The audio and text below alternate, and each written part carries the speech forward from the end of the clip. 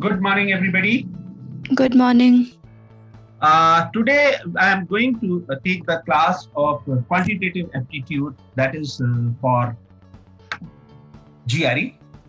But before I start the class, I just want to ask you people, do you know what is the purpose of these tests? Why do these universities take these tests?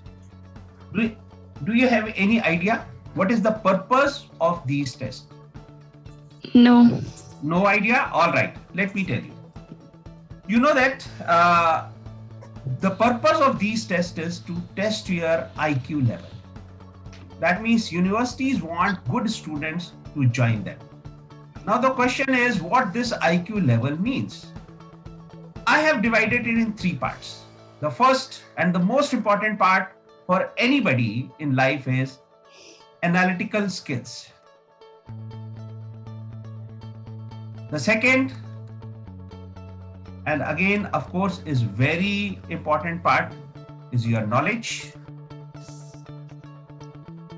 And third is of course your focus or concentration, or you can say ki how do you represent all those things counts in that. Is that clear? That is, I call it as presence of mind. And all these three things are very important for everybody in their life.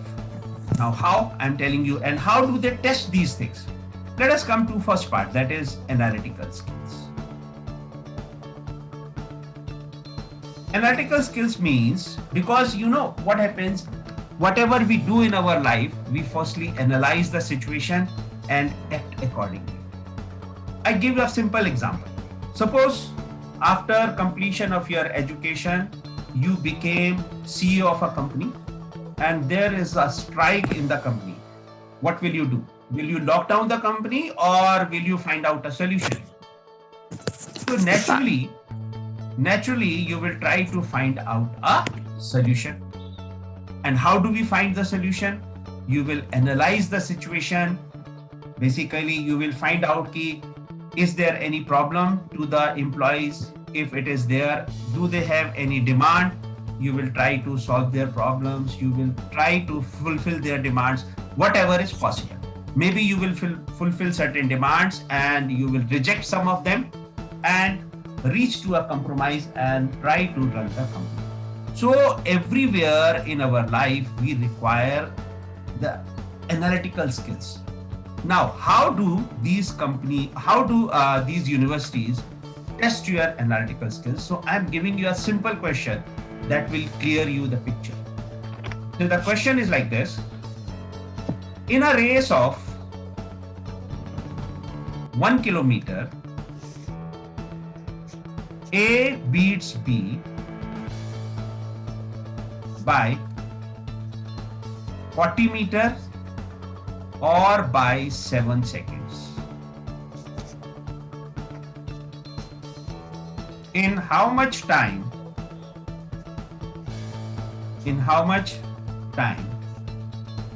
will A complete the race? So I'm waiting for your answers. Let us see how you do that. Try your level best. If you won't get, then I will explain you. My question again, I'm repeating. In a race of 1 kilometer, A beats B by 40 meter or by 7 seconds.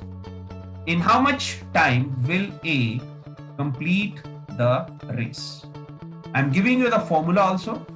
Now the relation between time, speed and distance is time is equals to distance divided by speed. Whereas you should know this, but still I am giving you the formula. All right. So I'm waiting. How much time should I give you? 5 minutes. All right. 5 minutes is too long. You don't have that much time. So 1 minute is there. You have to try that. And if you are not getting the question, please listen me carefully. All right. Say suppose now 1 kilometer is nothing but it is 1000 meters. Why we have converted into meters? Because this distance is given in meters, right? Now say this A and B are the 2 points which are basically, or you can say P and Q are 2 points which are 1000 meters apart. Now A and B both started the race. A has completed the race. Now according to the question, B is 40 meters behind him, because then only A will beat B by 40 meters.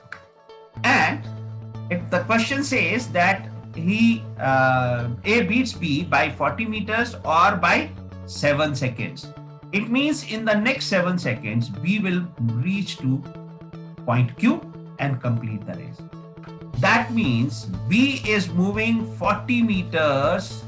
This is B, remember it.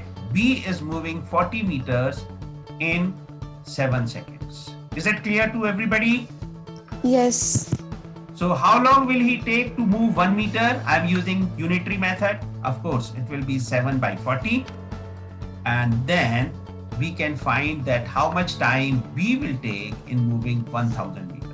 So it will become 7 by 40 into 1000, which is nothing but we can cancel 100 by 4, that is 25 into 7, that is 175 seconds. So what is your answer now? What is the answer? 175 seconds. Sorry, this is wrong answer. I did not ask you the time of B. I asked you in how much time will A complete the race. That is where the second part comes. The second part I told you is presence of mind. It means you were not focused. You have to be focused, right?